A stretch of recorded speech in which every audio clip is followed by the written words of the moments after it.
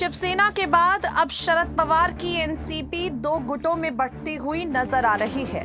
एक गुट है शरद पवार का और दूसरा गुट यहां पर बनता हुआ नजर आ रहा है भतीजे अजीत पवार का। राष्ट्रवादी कांग्रेस पार्टी के प्रमुख शरद पवार ने पार्टी के सभी विभागों और प्रकोष्ठों को तत्काल प्रभाव से भंग कर दिया है। पार्टी का ये फैसला एमवीए सरकार गिरने के बाद लिया गया है। आपको बता दें, शिवसेना का बिखराव बीते दिनों सामने आया।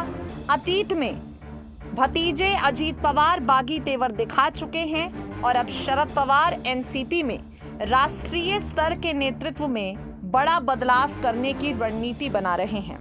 आगामी बीएमसी चुनाव, लोकसभा चुनाव और महाराष्ट्र विधानसभा चुनाव को ध्यान में रखते हुए अब शरद पवार ने पूरी तरह से रणनीति बदलने का फैसला कर लिया है। शरद पवार की तरफ से इस मामले में बड़े कदम उठाए जा रहे हैं और वहां देवेंद्र फडणवीस ने पूरी तरह से फैसला कर लिया है, चाहे कुछ भी हो जाए लेकिन अगली सेंधमारी एनसीपी में करके रहेंगे।